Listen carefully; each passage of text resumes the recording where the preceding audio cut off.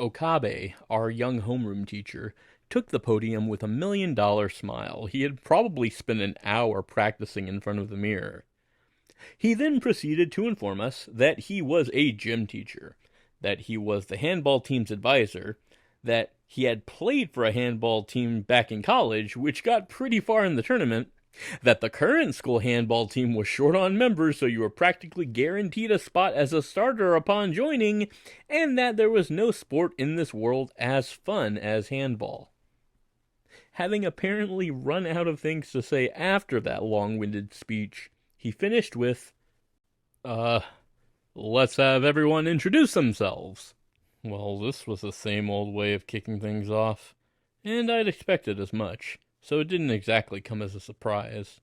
Starting from the left side of the seating chart, alternating boy, girl, one by one, people stood up and gave their name, the middle school they went to, and an interesting fact, a hobby, favorite food, etc., about themselves. Some people just mumbled their way through it. Some people sounded completely relaxed. A few told bad jokes, which killed any excitement in the room. And all the while, my turn gradually drew closer. Nerve-wracking. You know what I mean, right? Once I had managed to not stumble over the required autobiography I was practicing in my head, I sat back down in my seat, relishing that liberating feeling you get after taking care of business. In turn, the person behind me stood up. Yes, I'll remember this moment for the rest of my life. And spoke the words people would be talking about for years to come.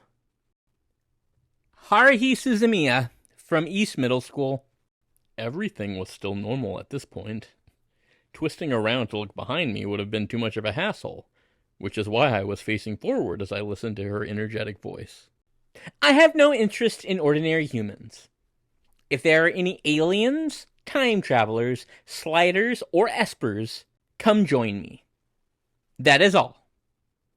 That made me turn around. I found a girl with long, straight black hair, decorated with a flashy hairband adorning her perfectly proportioned face as she stared back at the gawking students with unusually large, black, determined eyes adorned with long, fringed eyelashes, her soft pink lips tightly pursed. I was dazzled by Haruhi's snow-white skin. A striking beauty stood before me. Haruhi let her gaze sweep across the classroom, looking like she was trying to pick a fight, before finally glaring at me, gaping at her with my jaw on the floor, and then sat down without so much as cracking a smile. Is this some kind of joke? There were probably big question marks on the minds of everyone in the room as they wondered how they were supposed to react. Are we supposed to laugh? In hindsight, it was neither a joke nor a laughing matter. Haruhi, no matter when or where, is never joking. She is always dead serious. I learned this the hard way later, so there is no doubt about it. Fairies of silence flittered around the classroom for 30 seconds, before gym teacher Okabe hesitantly gestured to the next student, and the frozen atmosphere finally returned to normal. And so, we met. I deeply hope that it was mere coincidence. After capturing the hearts of everyone in the class in every way, Haruhi was relatively quiet for the next few days, playing the role of a seemingly harmless high school girl. I now understand very well what people mean by the calm before the storm. Well, everyone who came to this particular high school was a student with average grades from one of the 4 city middle schools, which included East Middle School. This meant that some of these students had gone to middle school with Haruhi, so they realized that her decision to stay in the background was probably an omen of some kind. Unfortunately, I didn't know anyone from East Middle, and nobody in the class ever bothered to enlighten me. This led to what happened right after morning homeroom started, a few days after her crazy introduction. And this was a moment I'll never forget. I broke the world record for stupidity and spoke to Haruhi Suzumiya. My domino reaction of misfortune had begun, and I was the one who had knocked the first one down. But come on. As long as Haruhi Suzumiya sat still with her mouth shut, anyone looking at her would be convinced that she was just a beautiful high school girl. Who's gonna blame me for losing my mind for a moment and assuming that I could use the fact that my seat was right in front of hers to approach her? Naturally, there was only one topic to talk about. Hey, I said, as I nonchalantly turned around with a casual smile on my face. About the stuff in your introduction earlier. How much of it was serious? With her arms crossed and her mouth forming an upside-down V, Haruhi stared into my eyes unflinchingly. What stuff earlier? Well, you know, the stuff about aliens and whatever. Are you an alien? She asked, with this dead serious look on her face. No.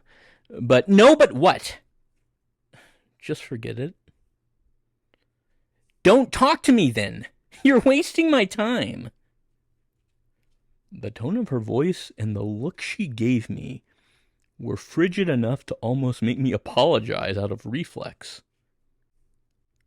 Haruhi Suzumiya then stopped staring at me the way one would stare at Brussels sprouts, and with a "Huh," turned to glare in the direction of the blackboard. Frozen out of a quick response, I was saved by the timely entrance of our homeroom teacher, Okabe. As I dejectedly turned to face the front of the room, I noticed a number of people looking curiously towards me. When our eyes met, each person would half smile in a knowing way, as if to say, "Thought so," and then nod as if to offer their condolences. That kind of left me feeling uncomfortable. It was only later that I learned they had all gone to East Middle. So yeah, given that my first contact with Haruhi would probably fall into the worst ever category, I had begun wondering if it would be better not to get involved with her. A week went by without anything happening to prove that idea wrong. However, there were other people in the class who hadn't grasped the situation or were just plain blind to their surroundings. Those classmates would approach Haruhi, who was always in a foul mood, brow wrinkled and mouth looking like an upside-down V, and attempt to start a conversation about one thing or another. They were just some nosy girls who had saw this girl who had isolated herself from day one and wanted to bring her into their circle of friends. I'm sure they were well-intentioned, but you have to take into account who they were dealing with. Did you watch that TV show last night? The one that starts at night? No. What? Why not? Don't care. You should try watching an episode. Oh, but you won't know what's going on if you start now. That's right. In that case, I can fill you in on what's happened so far. Shut up. That's how it went.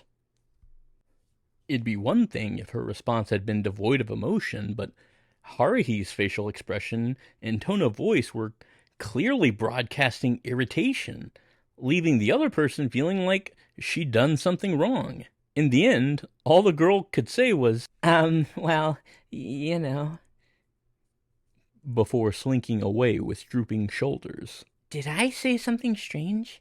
Rest assured you didn't. The only thing strange here is Haruhi's mind. I don't particularly have a problem with eating alone, but picking at your lunch by yourself while everyone else is chattering at their tables might make people wonder. I'm not saying that that's the reason, but when it came time for lunch, I would move my desk next to the tables of Kunikita, someone I'd been relatively close to in middle school, and Taniguchi, a guy from East Middle who happened to sit near me. That's when the subject of Haruhi Suzumiya came up. Hey, you talked to Suzumiya the other day, right? Taniguchi suddenly asked. She probably drove you away with some random nonsense. You got that right. Taniguchi placed a boiled egg in his mouth and chewed. If you're interested in her, I won't mince words. Just let it go. You should be well aware that Suzumiya's a freak.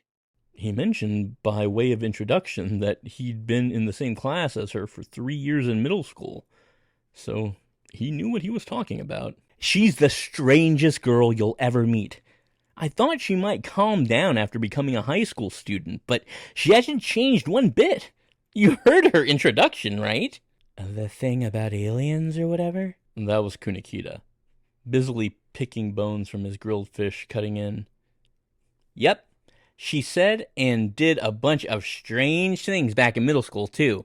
The most famous one would be the graffiti incident on school grounds. What's that? There's this machine that uses chalk to draw white lines, right? What was it called again? Whatever. Anyway, someone used that to draw some huge bizarre pictograph on the school grounds, and whoever it was snuck in at night to do it. Taniguchi grinned. Maybe he was remembering what had happened? You'd be amazed. I arrived at school in the morning to find giant circles and triangles scribbled all over the ground. I couldn't tell what it was supposed to be from up close, so I tried looking at it from the 4th floor. I still couldn't tell what it was supposed to be. Oh, I remember seeing that. Wasn't that in the local section of the newspaper? They had an aerial photo. It looked like a failed attempt at a Nazca geoglyph. That was Kunikita. I didn't remember any of this.